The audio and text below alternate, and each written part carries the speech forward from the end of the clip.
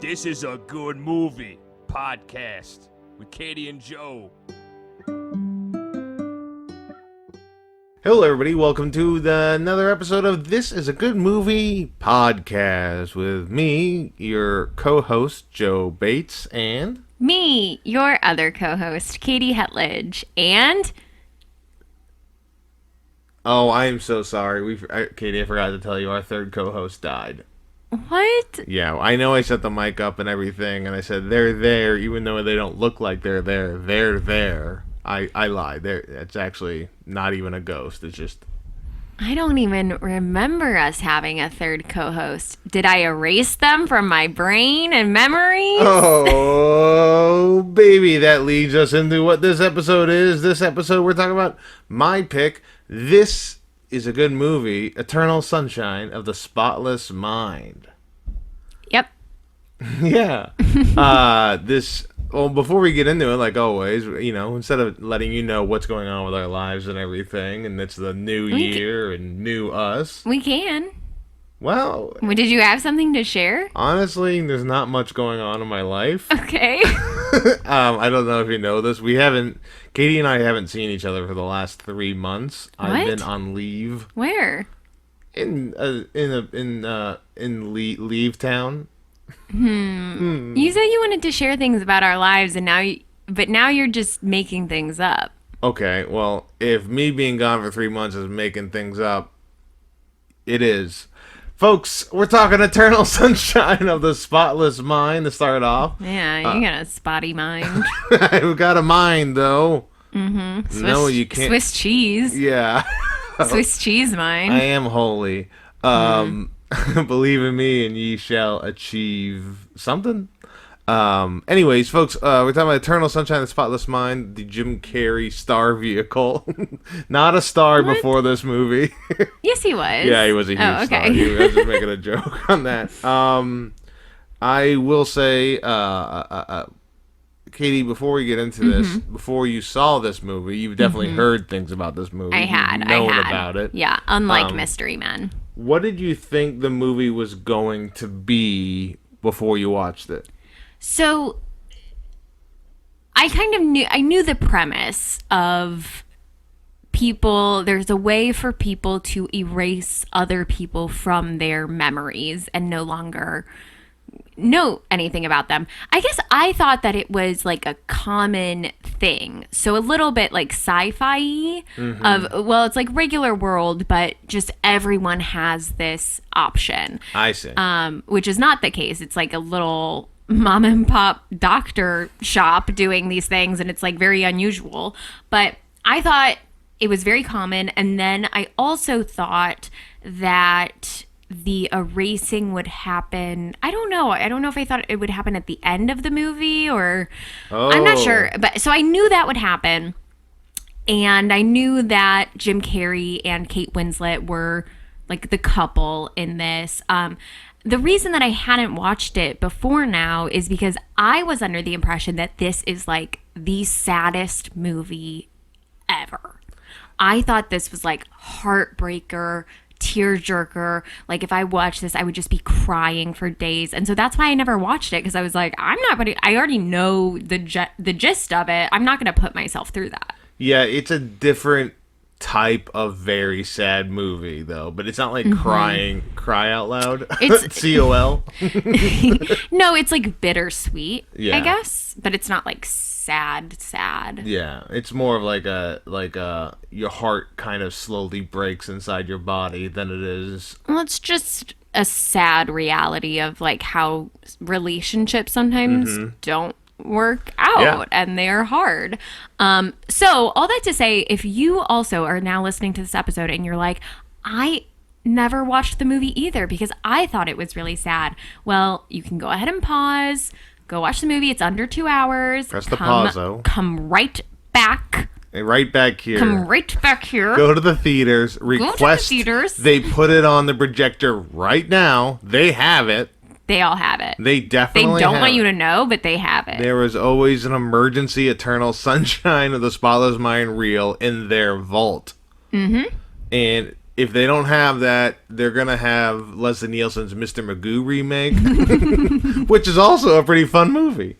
Yeah, I love this movie. I am so glad I got to show it to you. I haven't watched this movie since I was probably 18, 19 years old. Was it the same as you remembered? Was there anything different that you took away this time? I would say there were a couple things that I had forgot about or didn't know to register at the time I watched it. One being, I did think it was weird Elijah Wood was in the movie. Mm-hmm. But I did not know Mark Ruffalo was in this movie. I mean, it is Mark Ruffalo, but like this is a different Mark Ruffalo. This is is it a preview from the top, Mark Ruffalo? Preview from the top. Yeah, we base everything from View from the Top. I always forget about that. Yeah. This was, let's see, this is 2001. I'm pulling up the Wikipedia stuff right now. Why would it? Well, keep in mind that View from the Top was like filmed and then came out like 3 years later. Yeah, Eternal Sunshine of the Spotless Mind was 2004, so right when I graduated high school was when this movie came out. Okay, and when did View from the Top come out? View from the Top, surprisingly, View doesn't make it 2003, so this is the year after View from the Top. Okay, so interesting. So View from the Top, I think, was definitely filmed before, but he looks so much more like himself in that than he does in this one. Yeah, I mean, they wanted to make him look like a lab guy, like kind of a person like that some can do the spiky computer. hair, yeah. Thick glasses. Yeah, basically what people thought was cool in the late 90s and nerds caught on in the early 2000s and were too late. So then they put Rivers Cuomo glasses on to cover it up. Yeah, pretty much. Do you want to give like any kind of plot overview for people? Yeah, I mean, the plot is the entire movie basically is the mind erasure of Jim Carrey's character about this relationship he had with Kate Winslett. So the beginning of the movie, the beginning of the movie shows their relationship, a little bit of them meeting, and then afterwards, it is him trying to remove his memory of her because she did that to him. They've been dating, I think, about like 3 or 4 years in the movie. And then that is all it is. So it's kind of like, it's a Charlie Kaufman movie. No, that's not all it is. They meet, but they don't know each other. They meet as strangers. And then it goes back in time and you find out, oh my gosh, they both erased each other from their memories. I didn't know if I wanted to give that away as a spoiler. We already told them to pause and go watch it. Okay, so if we're assuming everybody watched it, yes, then that is what happens. Yeah, because listen, if you're coming to This Is a Good Movie podcast, like, we're going to talk about the ending of movies. We have for every single one. That is true. So it's just, you have to accept that there's a spoiler alert at the beginning of every single episode. Yeah. So the beginning of the movie is them meeting after they've had their minds erased and then going back into the same type of relationship they had before when they met the first time. Yep.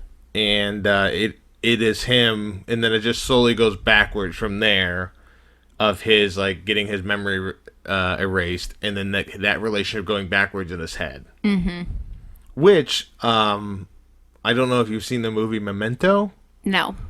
Okay, so that movie, Memento, came out right before this, and I don't know, we might want to watch that. That's a very good movie. Yeah, don't talk about other movies that we could potentially talk about in the future. This movie almost didn't get made because of that movie. Oh, because it's like too similar? Yeah, it's too similar. And Charlie Kaufman, who wrote this movie, and this is probably Charlie Kaufman's, I mean, he's written some great movies and everything, but I think this was his last great movie that he had, and his most profitable. Same guy made Being John Malkovich and Confessions of a Dangerous Mind. And then the director, Michael Gondry, would go on to make movies such as Science of Sleep, which I really like, with, the Coco Dad guy.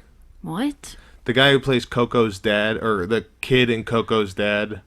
Remember Me. That one? Yeah. But not Benjamin Bratt, or yes, Benjamin Bratt. Not Benjamin Bratt. That's the only name I remember from Coco. He was in Mozart in the Jungle. He's done a lot of great. He's a very good actor. Yeah. Gael Garcia. Yes. He has one more name in there. Yeah. What is it? It's Juan Gael Garcia. No, now I have to look it up. I love him because he is was great. He's unbelievable. Yeah. Gael Garcia Bernal. He is in The Motorcycle Diaries I've not seen that. about Che Guevara. And I've not seen Oh my it. gosh, we watched that in my Spanish class in high school, and I was like, I'm in love, and I love him. Mozart in the Jungle is when I fell in love with. Anyways, Michael Gondry's next movie is a movie with that guy's the lead actor, and that was the first time I'd seen him in anything. And then the movie after that was Be Kind, Rewind. Have you seen that? You know what? I never saw that. That's another great. Jack Black, Mos Def. That movie is awesome. I do love that. So Michael Gondry was like the first director where, outside Kevin Smith and Wes Anderson, who everybody loves, Michael Gondry was if he had a movie, I had to go see it because I loved this movie so much.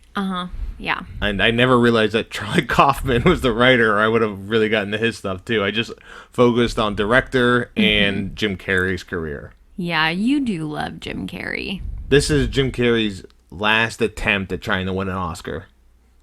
He's Eternal so Sunshine. good. This is after Truman Show. This is after The Majestic. I love both of those are such great movies. I've never seen The Majestic. You haven't? No. Joe, it's so good. Oh my gosh. Okay, we're definitely doing that in the future. Oh my gosh, it's such a good movie, and he's so sweet in it.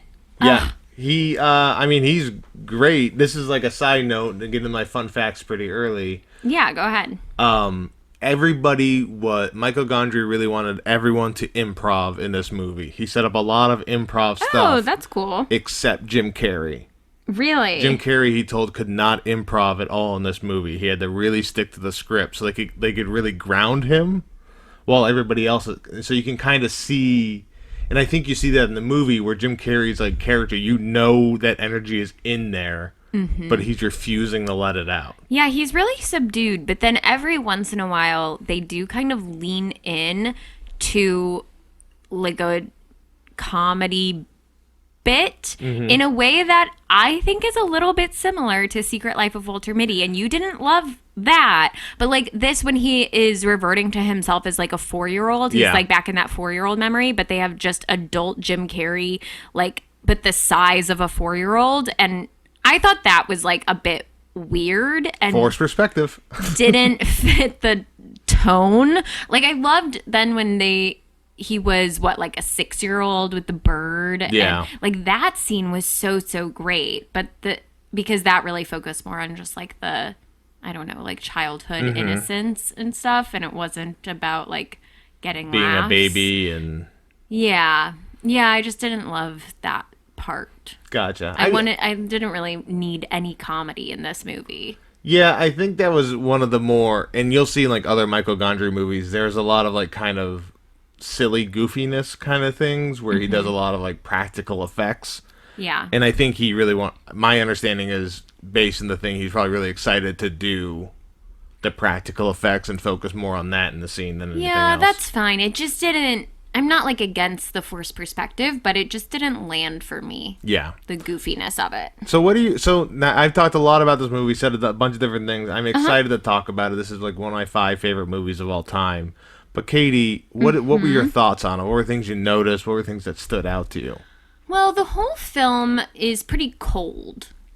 Yeah, they're on a frozen lake. I mean, gosh, I've never felt colder watching a film except for maybe what's that Leo DiCaprio one? The Revenant? Yeah, The Revenant. Oh my gosh, that one. Sometimes I go outside and I'm like, I'm pretty cold, and then I remember that film and I'm like, it could be worse. So you and don't now mean, it's going to be that and Eternal Sunshine you of the don't Spotless mean Mind. emotional. You just mean No. weather-wise, like you were chilly.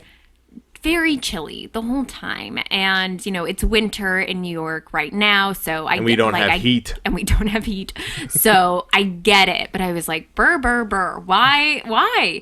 And I guess it's because they got to go on that frozen lake, and you can't do that in the summertime. So then they just had to like commit to the rest of the film being cold. But yeah, I was freezing. That frozen. So they had plans to go around that frozen lake. Luckily, weather stuck with them, and there was a frozen lake they could use in New York for that scene.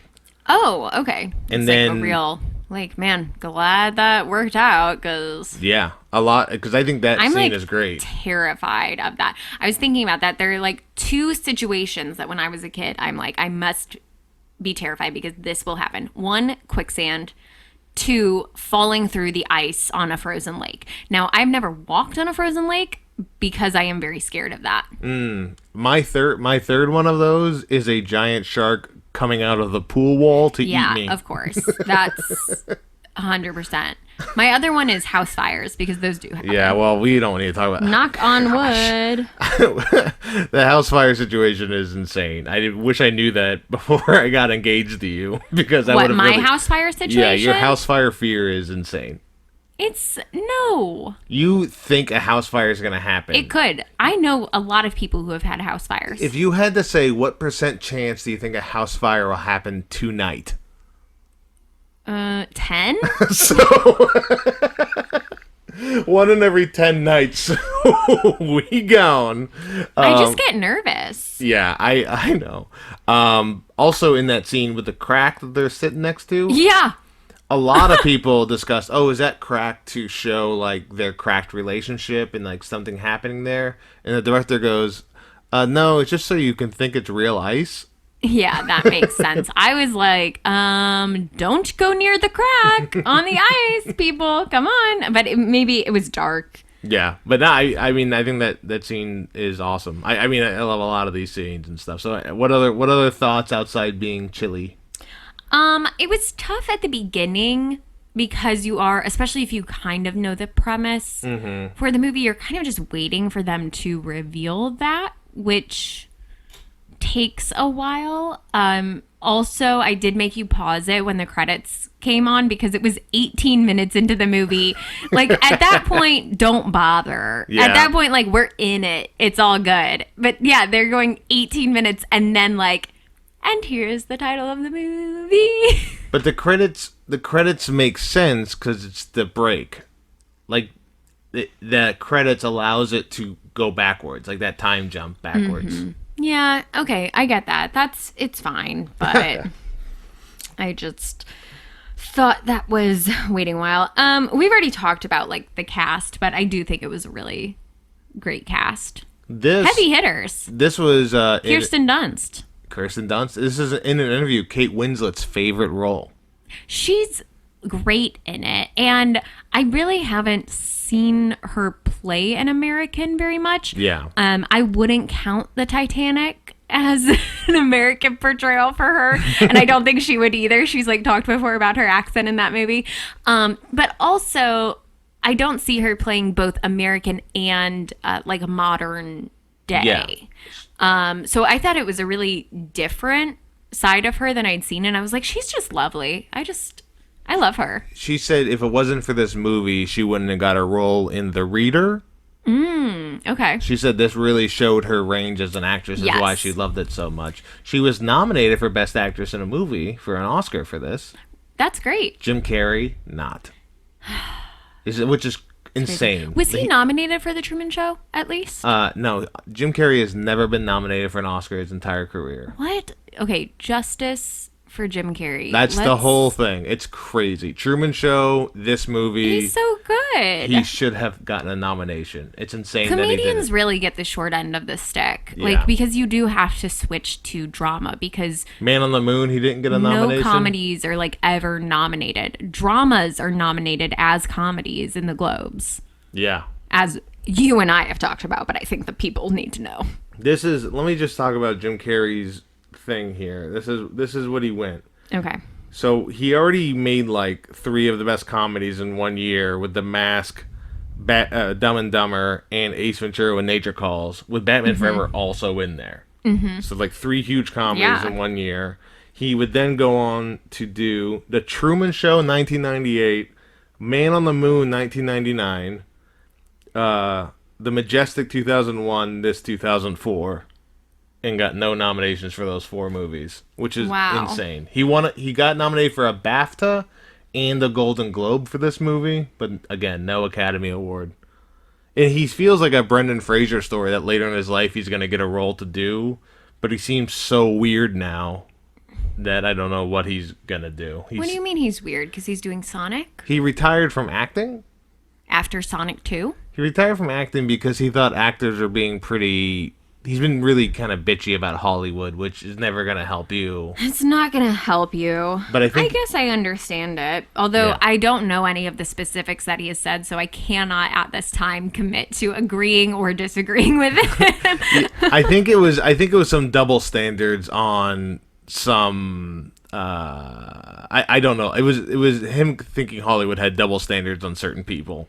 Which he didn't like. And I think I agreed with him at the time, but I'd have to look more back into it. So of this cast, though, a lot of them have been nominated for or won Oscars at this point, right? Because Kirsten Dunst, Mark Ruffalo, obviously Kate Winslett, and then I don't think Elijah Wood actually has been, but the Lord of the Rings has been. Yes. So, and that's, he's kind of the main character in those. He is kind of the main character in those. And that's like true. adjacent. He's been on the stage. I'm assuming he went up to accept the award for those. Do you love Elijah Wood in this movie?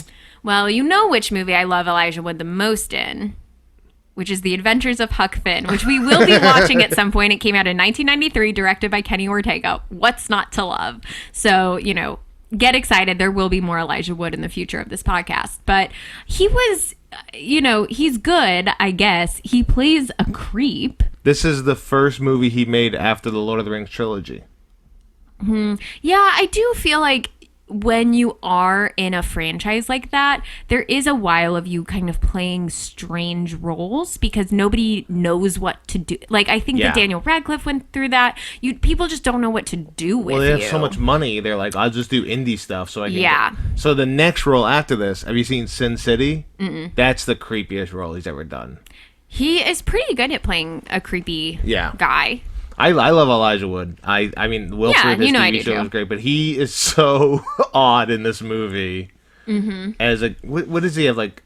He has like long sideburns, or but then like a buzz cut. So if you haven't seen it, he plays one of the lab technicians that helps with the process of taking away your memories. Mark Ruffalo is like the main lab technician, and they work for this doctor. And then Kirsten Dunst is the receptionist, and she's dating Mark Ruffalo. But then we find out that Elijah Wood, when he was erasing Kate Winslet, Clementine's memories, he was like, this girl's really hot. I'm just gonna date her. So then he uses what he knows about her from Jim Carey and like seduces her using, lines that Jim Carey had used on her, like things from their journals, stuff like that. So then he's like dating her just days after she has had her memory erased, which is like very creepy. Awful, awful, awful. But he doesn't get her in the end, so, I guess it all works out. Just a couple weird days for Kate Winslet. Yeah. Well, and she's, like, not doing well. She's very confused. I guess I didn't ask you this. So what are your feeling on just overall everybody's acting in this movie? Good. Believable. So you think Jim Carrey should have been nominated and all that stuff? It's hard to say when I don't know what else came out that year and like what he was up against. I do think he is very good in this. I think he's very cute in this. I was like, he's so cute. I would date him. There is an 11-year age difference between him and Kate Winslet, but I do feel like she can play older and he can play younger. Yeah, younger. Yeah, I feel that too. Yeah, so I don't think it's on creep factor. Yeah, 11 years. That's not too bad for, assuming everyone's like over the age of, 25. You had any other thoughts, do you see? Do I have other thoughts? Yes, I do. Oh, I do think that Mark Ruffalo needs to do a father-son movie with Noah Centineo. I don't know who Noah Centineo is. No, you do know him because he was in the Black Adam movie. Oh, he was the Atom Smasher guy? The big guy? Yes, that's him. Gotcha. I really feel like he looks more like a Brandon Routh son than he does a Mark Ruffalo son. Who's that? Brandon Routh was, he was Superman in Superman Returns. Is that who I'm thinking of, who was also in Sleepover? I don't know what Sleepover is. Starring Alexa Vega? Brandon Routh, Routh. Brandon Routh. I need to see this. We're doing a lot of like looking things up this That's episode. fine. Well, because this is what happens when you have like such a great cast is you just want to talk about all of them. Okay, I need to see. One note I have, little young fun Mark Ruffalo. Okay, no, it doesn't look like he was in Gotcha. Sleepover. I wonder who that was. It looks like him. But it's got to be someone else. That's fine. So I'll take a side note in this movie. So this movie informed 18-year-old me on what relationships were and what love was. That's not good. And I really do feel like my 20s were very messed up because I was like, well, this is what relationships are. So, okay, that does bring me to a point which I wrote down, like, I don't know that they should be together. Yes. I get that they had some good memories and you do see that, but, like, they seem pretty different in a way that doesn't work. I don't think the movie is telling you they should be together. I think the movie's romantic in a way, but I think it's I think it does do it in a way that's like, well, I mean, it's not great, but you are just attracted to who you're attracted to, and you want to make it work. Yeah. But I don't think it's like, this is what love is. Yeah. It was a pretty messy relationship. Yeah. I mean, she is nuts. She was drunk driving and crashed his car, and he is one of the. He's again a shy boy that felt like he deserved something. Boring. Yeah. I wish we knew a little bit more about like his other kind of flaws, just because that seemed like a one. Well, there was initially there's a lot of deleted scenes about his relationship with Naomi. Oh, yeah, because he was, like, living with her and then, I guess, broke up with her to be with Clementine. That role was cast, and it was Ellen Pompeo. Oh, okay. She was in it, and it was supposed to show, like, them having a normal relationship, and him coming back after meeting Kate Winslet, breaking up with her, saying, I met somebody, or, like, I don't think this is going to work out, then dating Kate Winslet. And then later, when right before he erases his memory, he's supposed to go out with her again to try and rekindle that romance because he's about to lose this other one, and then calls her to be like, "I can't do this. I don't think we should be in a relationship." So it's supposed to make like they cut it out for two reasons. One, it makes him look more like a jerk, which they didn't want to do, and two, it makes Kate Winslet look even worse when you show like a normal person. Yeah, Kate Winslet looks good when you don't compare her to anything else. Yeah, she's fine. She is a bit like manic pixie dream girl for me, which I think was, maybe she was kind of like part of like the start of that movement, which I think has been not great for women. Yeah, I think the 90s was the start of the manic pixie dream girl thing. But but I do think they do a good job of showing that like, there's a flaw. Because she's constantly like, no, I'm not like healthy. Like, I'm not great. Yeah.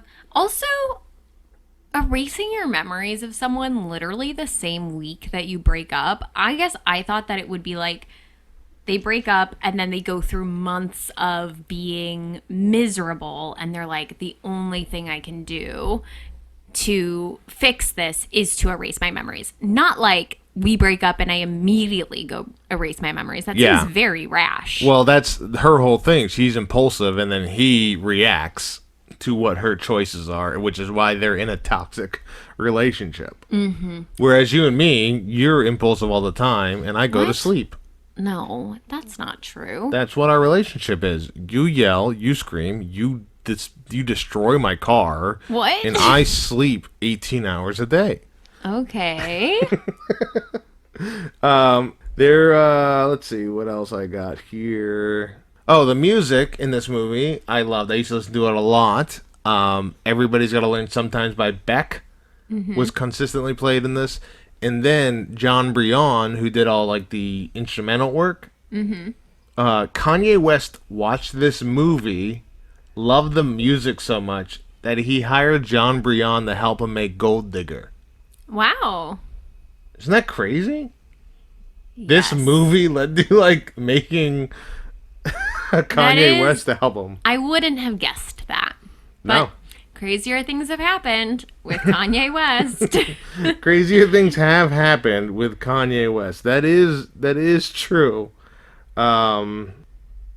Any other thoughts on this movie? You're kind of checking out on me here, Katie. I'm not checking out. I have discussed the movie, and I reached the end of my thoughts on it. I thought you had some fun facts. Okay, I'll get the fun facts then. No thoughts on Kristen Dunst's relationship with the older man? Well, that's not good. She gives a great performance in this. I guess I'm glad that she, in the end, realizes that she herself went through the procedure and realizes that that is wrong and does the right thing by sending everyone their tapes. I think Is that the right thing? I don't know, but the procedure isn't good. It doesn't seem like that is even working for anyone because they keep going back to the people that they are trying to forget. That happens multiple times. Yeah, I mean, so... The only way it would work is if you're forgetting someone who has died. Oh, I see. You can't go back to them, but that seems... I don't think that's good. You saw the lady with the dog stuff? That's not healthy.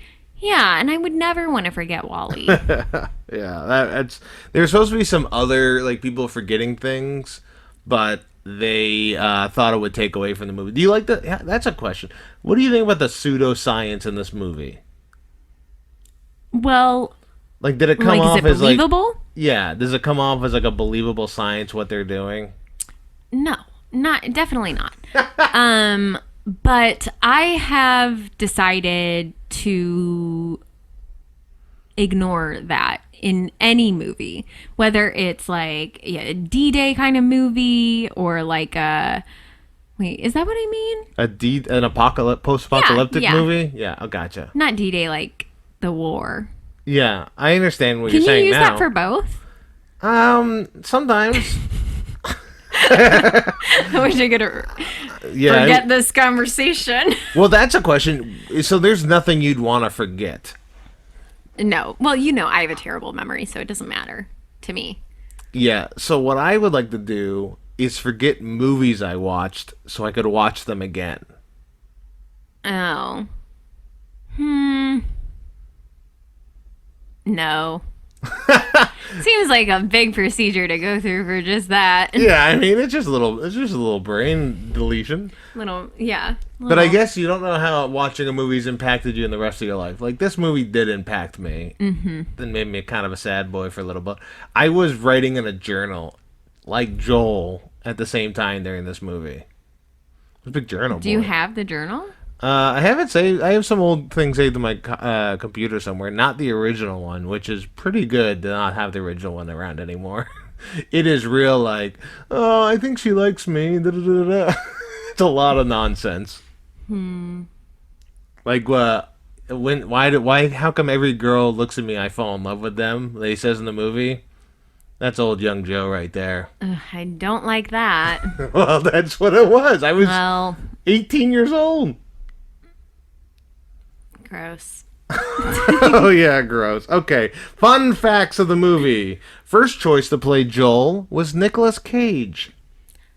That makes some sense, I guess. He could do it. He was too big a star at the moment to do the movie. Yeah, and he's not as endearing. Yeah, he's not. I mean, you would play it a little bit more odd, but it'd be like the weather. No, what's the one where he sees his life the other way? The Family Man. Family Man. I was gonna say The Weatherman. That's a different movie. Tia Leone. Yep. Kate Winslet's hair, wigs. Really? Because they had to shoot multiple scenes of different hair in a day, so every time she wore hair, it was wigs. Wow, I really thought that was her real hair. Those are some great wigs. Yeah, they're very good wigs. She loved... Really believable. Her favorite color was the red one. Yeah, that's a good one. She considered dyeing her hair red after that movie because of it. Well, I don't think she should do that. It's a very bright red. Did you notice that the hair color represented the seasons? No. Of their relationship? No. What is the season of red? So, what's the season of orange? What does that mean? So Green Revolution is when they met, so it's like kind of new-ish. Okay. And then Red Menace was like the more passionate part of the relationship. Then Agent Orange is when she's like kind of destroying it. Mm-hmm. And then the end is a Blue Ruin. Blue Ruin what? Sadness. Okay. Like, I get that, but that is... it's not as obvious as people might think. I know, but I think it's supposed to represent the stages of their relationship. Sure. This movie happened because one of the writers with Kaufman and Gondry, Bismuth, a French guy that Gondry knew, said he was talking to somebody who couldn't get over the relationship, and then posed the question, well, would you have your memory erased of them? Mm-hmm. And was going to start doing a thought experiment where he sent out cards that this person has been the card they send in the movie. Yeah. He was just going to do that to see what happened. That's interesting. And then they built the whole movie around that idea. Oh, cool. There was supposed to be a sex scene with Mark Ruffalo and Kirsten Dunst in the movie. Okay. That was removed because of time, and they improvised that entire dance scene. Yeah, I was gonna say they do that, they just don't show it. They show them after. Yeah, it's assumed. Yeah, that dancing scene was interesting. It was pretty fun. I'm glad to know that it was improvised, because I was like, why are we putting Kirsten Dunst in her underwear? But then Mark Ruffalo was in his underwear, so I was like, well, I guess that's fair. Yeah. Because I was like, oh, great, another early 2000s movie where we're just like, what if the girl was naked? Like, that's pretty cool. Yeah. So she wasn't naked, but yeah, I understand. There was this was right after Jim Carrey broke up with Renee Zellweger. So he used that to go into the movie about like dealing with a breakup. Mm-hmm. And Gondry, the director, was like, "Oh, you'll use this. That that's what it's like. You don't have to worry too much about it." And then Gondry got broken up with at the post production of this movie, and said the movie was too hard for him to watch afterwards, and felt bad what he did to Jim Carrey to do this movie. Yeah, that is awful. Yeah, it's crazy. Another person that was cut from the movie, Tracy Morgan. Oh. He was going to be Joel's neighbor, but they cut him out because every time he did anything, it was just Tracy Morgan. And they said that would really take away from anything happening in the movie. Oh, that's too bad. I think that would have been fun. A little bit more levity. Also, this movie's like literally all white people. Yeah, well, this is an indie movie in the 2000s. It's every indie movie in the 2000s. Charlie Kaufman's most profitable film. It was a budget of $20 million, made $74 million. And as we know, that means it did a good job. Kate Winslett nominated for an Oscar. She lost to Hilary Swank for $1 Million Baby. Oh, yeah. It won an Oscar for Best Original Screenplay. That makes sense. It's a good one. And let me see here. Before I get to the alternative ending stuff, there's talks of making this into a TV show. Which, I don't know. I don't know about that. I don't know about that either. I think it's kind of good to have as a movie that is like, it's just shorter. Yeah. Because this is, if it was drawn out in a TV show, that sounds a little painful. It does sound a little bit more painful, yeah. In 2014, scientists have found ways to delete parts of memories in mice. No, thank you. And they stated that it should only be used for PTSD, and you should never use this to like erase memories of other stuff. Well, I'm glad they stated it. Yeah, they didn't say they watched this movie. Mm-hmm. But I think that's a good note for anyone listening who thinks they should have their memory erased of relationships. Yeah, definitely don't do that. And the director, Michael Gondry, never said action. He just let actors go while filming. The actors would start on their own. This is very indie. The Yeah. improv, the no saying go. So now, alternative things. There was an alternative beginning to this movie. Okay. That was Mary, Kristen Dunst's character, 50 years later with a manuscript that had her working there. And it was about like them working together still in this process. It was the script was called Eternal Sunshine of the Spotless Mind. Okay. Which is very similar to Adaptation, if you've seen. It's not very similar. It's just like a thing within a thing. Yeah, right. Charlie Kaufman likes to do that a little bit. And then other endings, Joel just walks away. Like he does in the house. When he has an opportunity, finds out those things, the movie is going to end with him just walking away from this relationship. Okay. Like trusting his past self. Who? Yeah. Yeah. Or okay. being too scared to do anything. Either he's trusting himself or he's being a coward yet again. Interesting. And the other one was, it was a big reveal that the whole movie was in Clementine's head being erased. Whoa. How would that even work? Yeah, I don't think that makes a lot of sense. That would have been crazy, but... It's very heavily Joel's life. Yeah, that doesn't make sense. Okay. And then lastly, that it was going to be revealed that in that one where Mary brings the manuscript 50 years later, that Joel and Clementine have erased each other 15 times.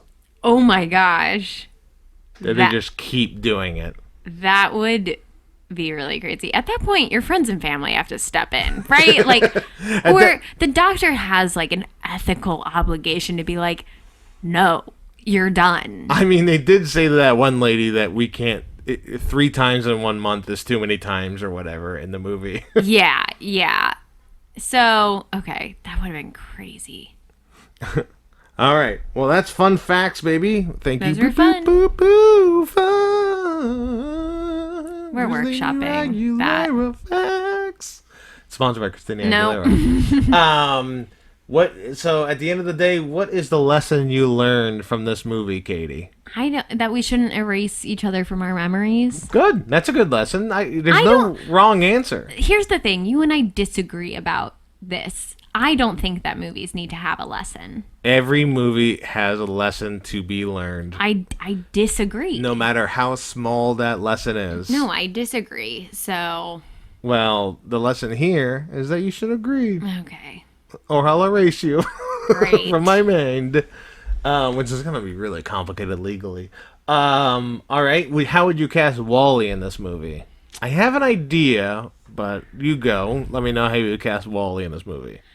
I tend to give him smaller roles because... Not a lot of small roles in this movie. Yeah, and that's the issue. So he might have to be like that neighbor that shows up a couple of times. The one in the beginning that lets Clementine into the apartment? Yeah, or maybe I could cast him as David Cross. Yeah, who we haven't talked about in the movie. I don't know if they're just friends of Joel's or if she's his sister. Yeah, it could be either. Yeah, but I do like their relationship because it's clearly not good. Yeah, they don't get along. But they're making it work, which is like kind of what is going to happen with Joel and Clem if they ever try to make it work. So he'll be cast as David Cross getting in an argument with his girlfriend and or wife constantly in the movie. Okay. And flying a remote control plane on the beach. Poorly. Yeah, well, I don't think Wally could fly one very well, so I think that works out. Gotcha.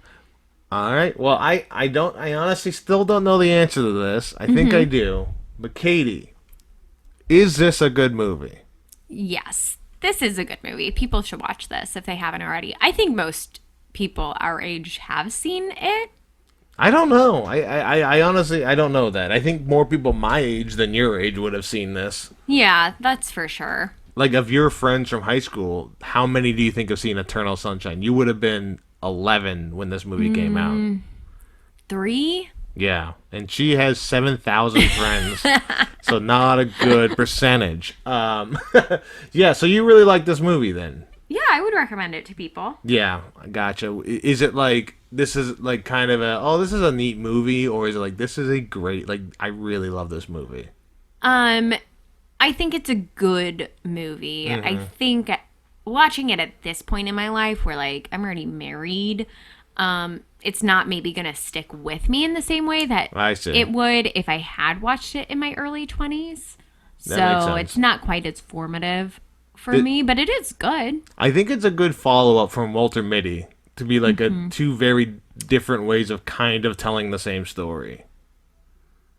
Of like a loser trying to be more grand or more alive. It's not the same type of movie, but I feel like it follows up well. I think they're pretty different. Okay. Well, that's fair. I'll be honest, when I started saying it, I didn't know how to say it, and I was like, well, maybe I shouldn't have said it. But I still believe it. Okay. I just don't know words. Well, we'll think about it. Perfect. So, but this movie and then, oh my God, Garden State I have seen that. These I were have two seen movies when I was like 18 to 20. I was like, oh, this is what life is. Like, I Yeah. get this. For anyone who doesn't know Joe, which I can't imagine there are a lot of people listening to this right now who don't know him, but Joe is basically Joseph Gordon-Levitt from 500 Days of Summer. Yeah. Yeah. No, that But movie if fucked me up. Joseph Gordon-Levitt was 6'3". That's Joe Bates. If Joseph Gordon-Levitt was 6'3", then Summer would have stayed with him. That's possible. Zoe That's Deschanel likes a tall guy, I assume. I think I've told you I've been compared to Jess from New Girl like on several occasions. Oh, I didn't know Especially that. when I was teaching, because she's a teacher too. And I've been told they look like Schmitty from New Girl. No, it's just Schmidt. It's not Schmitty. Whatever. Schmidt.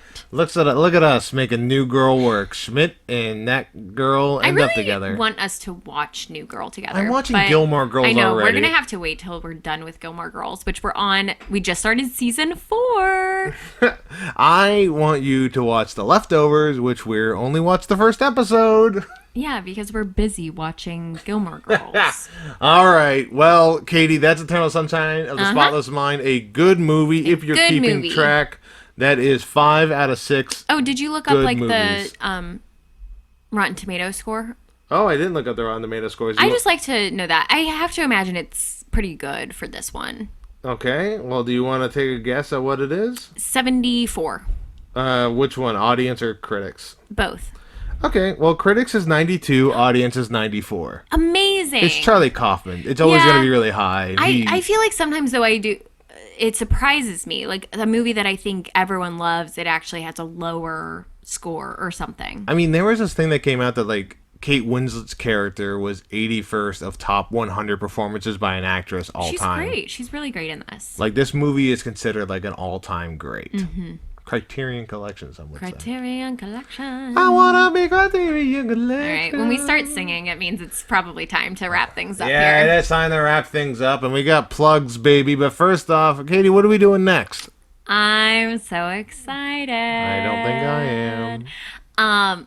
Well, I feel like we've been in a bit of a like moody guy trend Love a moody guy. with our last few. So we're going to take a different route, and we will be watching The Princess Diaries starring Anne Hathaway. Ooh, I've always had the hots for Anne Hathaway, so I'm excited to Well, watch in this this movie, she plays a teenager. Damn. So just pack those up and put those away. Oh, no.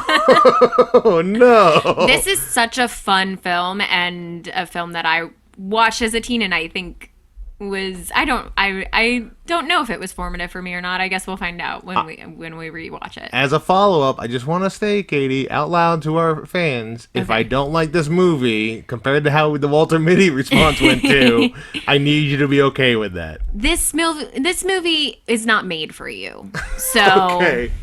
so that's okay. But I do think you should see it because it's very good. Gotcha. We'll watch it. And that'll be next week's episode. Yay! And you guys, if you want to catch up, we put little reels up on our Instagram at TIAGM Pod on Instagram. Yep. We'll have and there's a link on there in the bio to link to us to Spotify, Apple, Google Podcast, Amazon Podcast. We're on all the things. And if you make any comments or reviews, we will read them out loud on the show. Just like this one right here that we have, which is a response to the This Is a Good Movie, or This Is a Sweet Home Alabama. This is what someone thought about the episode. What? I won't say who it was, okay. but just in case they're embarrassed. Thought it was great. Loved the fun facts. FYI, I have seen Murphy Brown. Jean Smart was TV famous for designing women. Not sure of her movie career. Really fun listening to you guys argue. I mean chat, end parentheses. That's smiley face talk. So I thought you were going to read our YouTube comments. Our YouTube comments. That'll be Everyone another episode. Go check us out on YouTube and read the comments there because those ones are pretty good. Good reminder of the YouTube. Yeah. YouTube, we have a lot of stuff up there as well. Check it out. Let us know what you think. Comment away, review, subscribe. Thank you to Kale Forbes for editing and putting the music together. Austin Fry for singing the little thing at the end. And Carrie Pulley for designing our logo. This is a Good Movie Podcast, and I'm your co-host, Joe Bates. And I'm Katie Hetledge. Yep.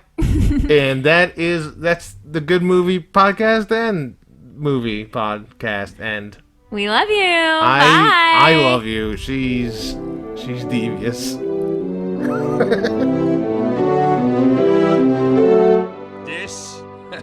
This is a Good Movie Podcast with Katie and Joe.